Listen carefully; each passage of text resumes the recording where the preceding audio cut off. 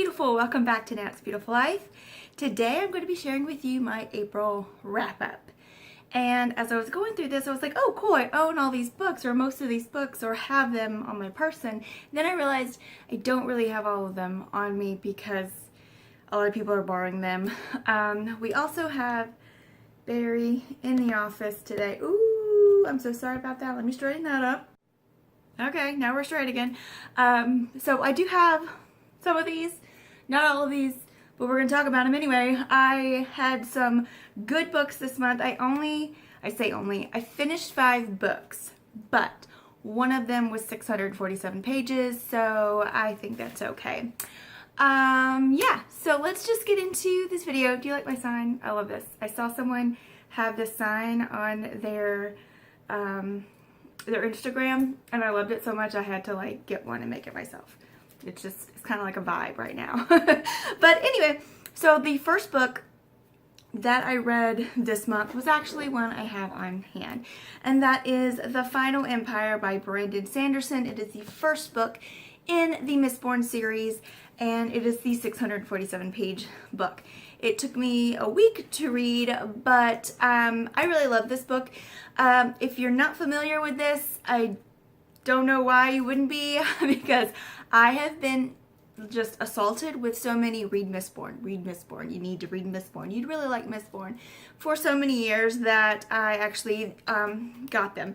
I got the set. There's 3 in the original trilogy, and then he actually has added more on to what he calls the Cosmere, it's the Cosmere universe. And yeah, I really love this. So there's some holes that I'm hoping will be explained in the future books. But basically, some people can ingest metal, and with that metal have some sort of power, like controlling emotions, soothing you, or making you like more passionate about something, or they can push metal, pull metal, things like that. There are rare individuals who can control all of the metals, and they are called Mistborn. And only the like elite people are supposed to have these powers, but some of the lower class people also have these abilities. And it is kind of a story of to say there's people uprising is correct, but it's also putting it like in a small category because there's so much to this book. I did really enjoy it, and I will continue the series, and I highly recommend it, and I look forward to seeing what's happening in the future and getting some of my other questions answered. The next book I had read was The Cruel Prince by Holly Black, which was a reread for me, and it was the book club book of the month, so that's why I reread it this month. It is 370 pages, and I enjoyed my reread. It reminded me of things that I had forgotten, and I really did fall in love with the characters again. And I was telling my book club that I'm going to center myself. I feel so off. Better? Is that worse? I don't know. There's a side. There's a side. Anyway, I was telling my book club, like, when I first read The Cruel Prince, I gave it 5 stars because it was really the first fantasy book that I had read. I've always read sci-fi and contemporary mysteries, and I read some supernatural fiction, which I really liked.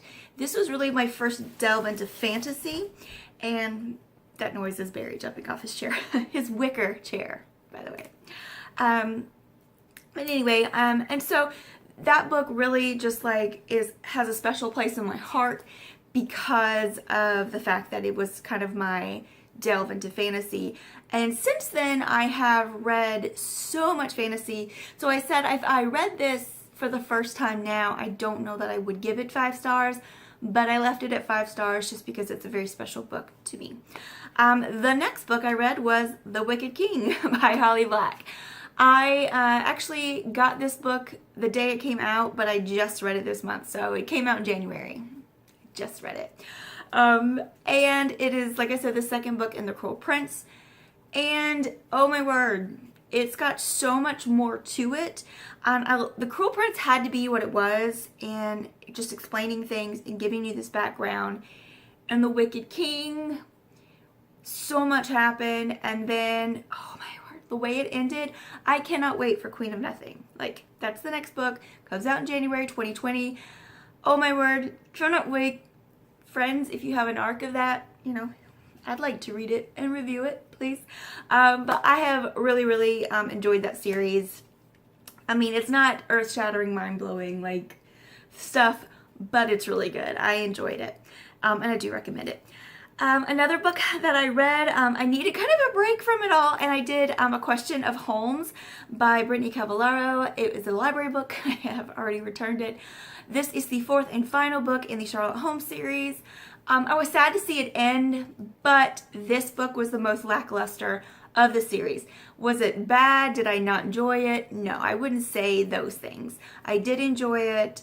It was a fun read. It was a quick read. I gave it 3 stars. It's 287 pages, a quick read, and it's larger print because it's like a YA book, but this follows the, what do you call those things? The descendants of the original Sherlock and Holmes. No, Sherlock is Holmes. That was dumb. Sherlock and Watson. So Holmes and Watson. And so they also get together and solve crimes. There's like a whole thing to it.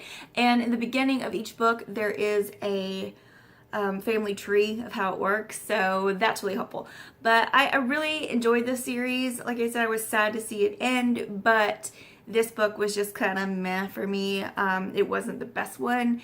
I really liked The Last of August. I know a lot of people did not like that one, but I liked that one.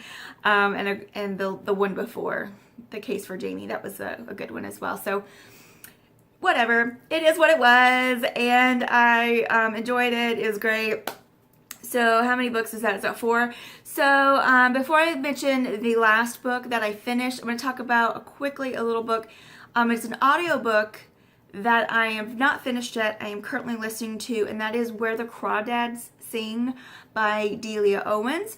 I wanted to mention this because it is a North Carolina author. I live in North Carolina, and it takes place in the Outer Banks, like in the late 50s, early 60s. And also,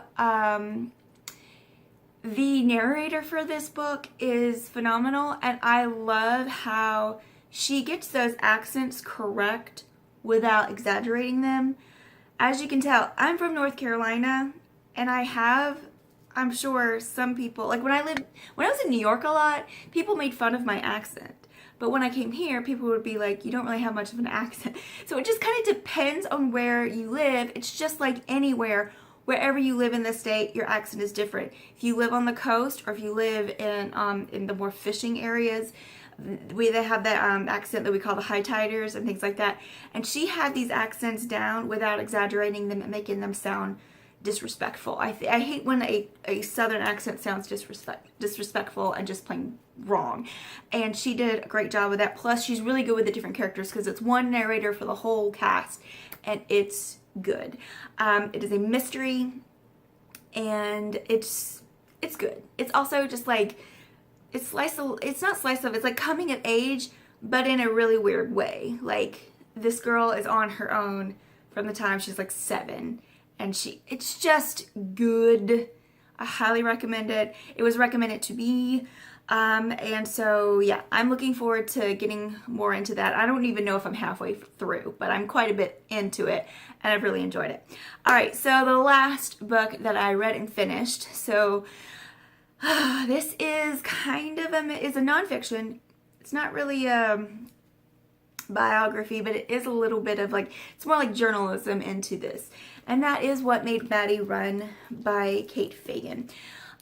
She's talking about Madison Holleran, who was a Division I Ivy League track athlete, student athlete for Penn, and she sadly, tragically committed suicide and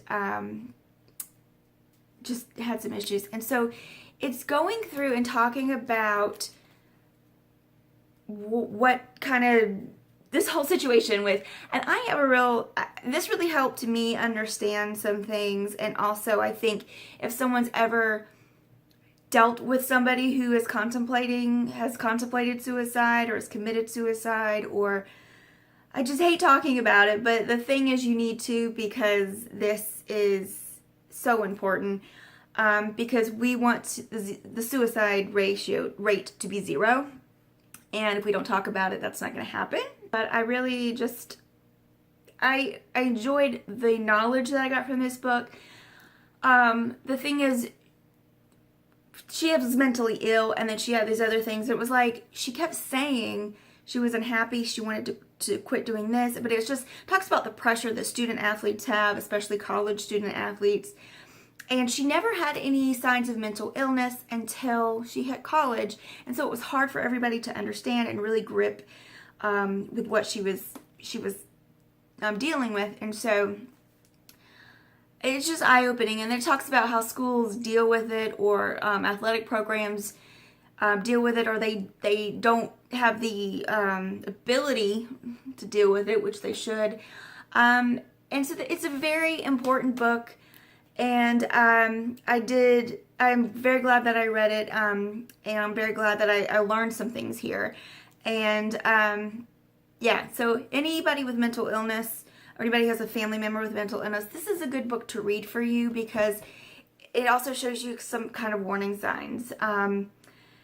And one thing that was very, like, something I've always heard, and it's very, like, much in this, is that people who are, many people who do commit suicide, they never talk about it. Some people do, but like a lot of people never do. And she had great grades. She was doing great on the team, but she felt like she was failing, and like she was letting everyone down, and she didn't have the tools to deal with that. And so Kate Fagan did a very good job of not only telling Maddy's story, but also delving and talking to people to kind of help you understand the subject a little bit more. So, very good book. Do recommend it. That is all I did. It sounds like that's all I did, but come on, guys. That's a chunk of a book right there. But I have great things in store for May. We'll see if I do them, and I hope I can get some more filming done this month. I'm sorry that I only got like 2 or 3 videos up last month, but hopefully Natasha will get it together. She's been on the struggle bus, but I'm feeling better now. Thank you guys so much for watching. Don't forget to subscribe and click the little like button and the little bell and all of that, and I will see you very soon right here on That's Beautiful Life. Have a great day, gorgeous. Wait, there's more. I am currently doing a style and design series on my Instagram, so be sure you check that out. It is linked down below. I am at QuirkyChick7, and yeah, that's all. Have a great day, gorgeous. Again.